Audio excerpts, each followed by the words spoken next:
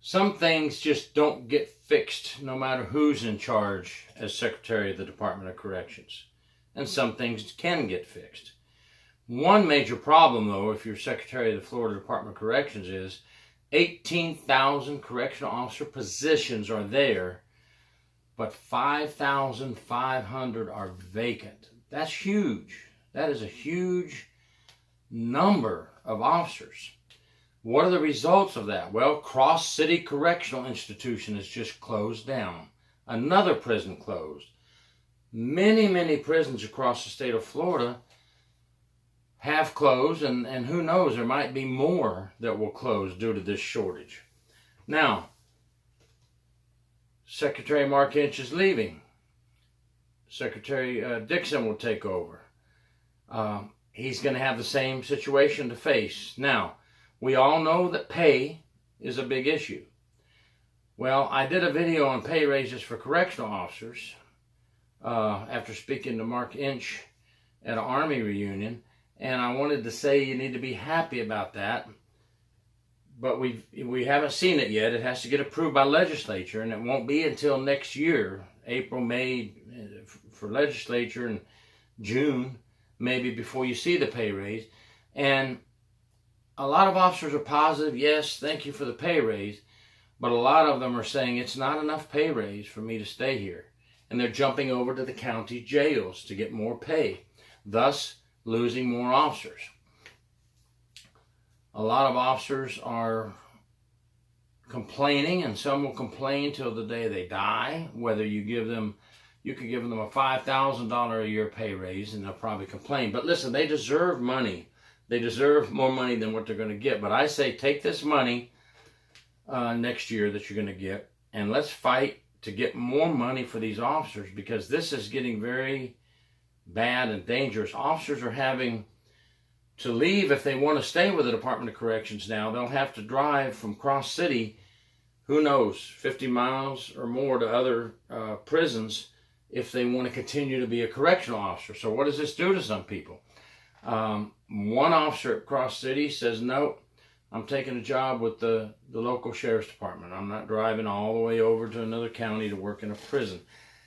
So when we close prisons because we're short-staffed, don't have enough staff to man all the prisons, so what are you going to do?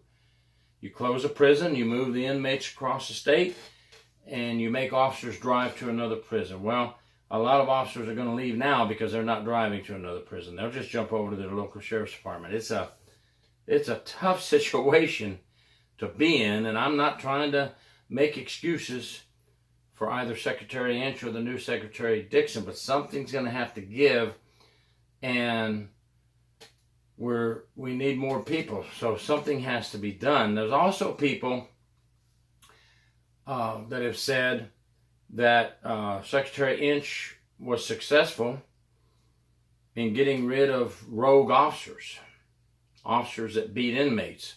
Well, whenever an incident was disclosed, yes, they arrested the officers because they have to. It's mandatory. They conducted an investigation. Innocent until proven guilty. Some went to trial, some were guilty, some resigned, some admitted to their guilt, some denied it. But, you know, I think there could be some better work in that area as well. More teachings in inmate manipulation, more teachings in ethics, more teachings in showing what happens when you lose your temper and mess up, okay? We need more of that, but I don't ever see it happening. They seem to ignore that area a lot. And I think you need more training in how not to lose your job, how not to get arrested. Those that are smuggling drugs and such, hey, you're just dirty to begin with, okay? So those folks just automatically need to be removed from the Florida Department of Corrections. But we can prevent a lot of alleged inmate abuse cases with more training on how to just let the words bounce off, let the inmate go, let them speak all they want. You know, if they attack you, that's a different story. Take care of business. But the staff shortages, which is my main topic today, is creating economic problems as well. You know, out of 67 counties in Florida, 39 are considered rural counties. Now, Cross City has already, spoke out that their restaurants are losing business, their hotels. Why are their hotels losing business? Well, their hotels are losing business because when visitors come, they usually stay in a hotel Friday night and Saturday night and do their visits on the weekend. Restaurants are losing all that revenue. Also, the restaurants in Cross City and businesses are losing all the revenue from the officers that work in the prison. Did you know that the prison in Dixie County was the biggest employer of that county? You know, Dixie County, for example, is 17,000 people, I believe, right in that area. And then you go to Hillsborough County down here, not far from me, it's 1,500,000, you know. Huge difference in these small counties. And where are most of our prisons located? In rural areas. And the closing of these prisons is not only hurting the officers, who now have to make a decision. Do I drive to another prison? Or do I just try to find a local job? It's hurting all the revenue from the local businesses as well. Tough situation. It's hard to get it fixed quick. It's not going to be a quick fix. It's going to have to take some time. But legislatures got to get on the ball and help, instead of just sitting back and living on their high horse, you know, making their money. These officers need help.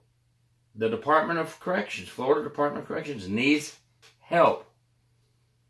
And it's got to come from legislature. They've got to open that wallet. They've got to open that wallet. And we've got to try to get some qualified, good people to apply for jobs in the Florida Department of Corrections. That's a tough thing to do. So if you have an answer to that, please put a comment at the bottom. Because right now, I don't think there is an answer to that on how to get good qualified people to apply for Florida Department of Corrections. Because many are looking at the situation being so short-staffed, the dangers involved, and then they're looking at that pay scale. It is going up. I'm positive it's going to go up in April, but that's not enough. We need more. And we have a new secretary. You know, secretaries come and go quick in Florida Department of Corrections. I don't know about other states. Let me know if you have the same situations where secretaries are just a rotating chair game. You know, they're here 2 or 3 years, gone. Nobody seems to ever get a chance to grab a hold and get a foothold and do the job and learn what they need to do. It's good to get outside people, but outside people have to have some time to learn what's going on within the Florida Department of Corrections. And if they don't stay long enough, then we just move on to the next one. Now you have a man who grew up in the Department of Corrections. We've had that before. They've been successful, except for one that went to prison. But let's give a chance to the new Secretary of Corrections. Homegrown, again. We've had many of them over the years. And let's see if he can rein in some people to work for the Florida Department of Corrections. And the key, I think, are two things. You've got to fight hard and make legislature listen. Don't be scared of legislature, and don't be a yes man to legislature. And we've got to train so we can fight corruption. Train in ethics, train in inmate manipulation, and get that hiring process going and find ways to reach out and find qualified people. Hey, all tough things. Everything I just mentioned is not an easy task. So everybody put your comments. What do we need to do? Maybe some of your comments will actually be listened to. Maybe not. I don't know. Time to listen to the front line, though, isn't it?